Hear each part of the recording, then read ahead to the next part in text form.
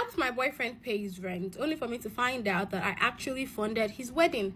Story time. People are still trusting men in this situation. Anyway, my boyfriend and I have been together for a few years now.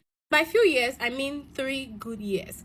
Kunle was a 9 to 5. Honestly, I warned Kunle about putting all his eggs in one basket. Like, what do you mean that you work 9 to 5 and you don't have any investments whatsoever? You don't have any side business. You don't have anything that you're putting your money into. It is just this same 9 to 5. Already calculating the salary you're expecting at the end of the month, and you already have bills piled up. How long do you want to do that for? Anyway, his company said they wanted to downsize or whatever that word is, and my boyfriend Kunle was one of the people that they sacked. Yes, and that affected Kunle bad. He's lost his job. Of course I stayed. That's the only man that I know. That's the person that I've been with for 3 years. Of course, that's the man I'm planning on getting married to. So why wouldn't I want to support? Rent got overdue and I had no other option than to step in and pay. Then Kunle looked at me and he told me that, don't worry, I will bounce back. And of course I believed him, because for the longest time he has been taking care of his own responsibilities. He has been a responsible. I had to cover Kunle's rent. Even though he pays his rent every 6 months, I stayed with him and I covered his next 2 rents, which means I paid for 2 good years. I paid for data, I paid for groceries, I was cooking while I was still doing the girly wifey duty. In fact, Kunle started going job hunting and I would give him transport fare, and every time he would look at me and bless God for meeting me. He would say that I am truly the woman for him because I have stood by him through it all. He would look at me and call me Mrs. Kunle Adeyemi, and I would smile because I can't even wait to start bearing that.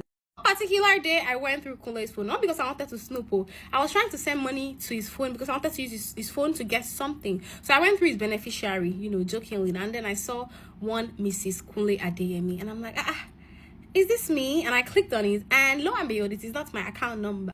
I honestly laughed because I thought maybe it was his mom or something, or a mistake or some glee.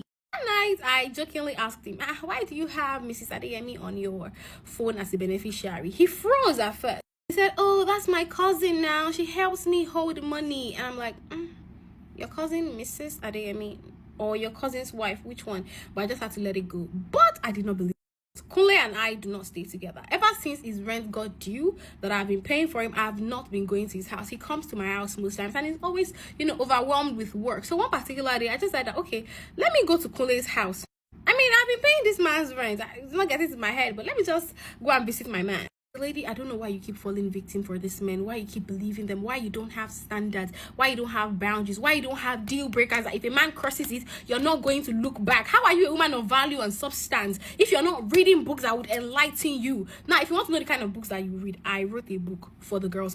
It is titled Becoming That Girl. That is the book for you, to help you work on your standards, raise your self-esteem, boost your self-confidence, learn emotional detachment, learn how to bask in your femininity to use it to get whatever it is you want. And this book is completely affordable. The link to get it is in my bio, so go and get it so you stop falling in the hands of men like Kunle. When I got to Kunle's house, that's the house I used to go to before. Now the gateman saw me, but he was shocked, and I did not act like I saw. So I was like, I want to see Kunle now. The gateman was like, you did not know? I said, no, what? Okay, Kunle moved out of here months ago. Okay, only madam lives here now. Sorry, who is the madam that lives in the house that I pay the rent? My brain froze immediately, but I wanted to get to the root of the matter, so I just told the gateman. I just laughed. I'm like, yes, now I know now. I want to see madam. That if Kunle is not around, at least I'll see madam. Then he said, okay.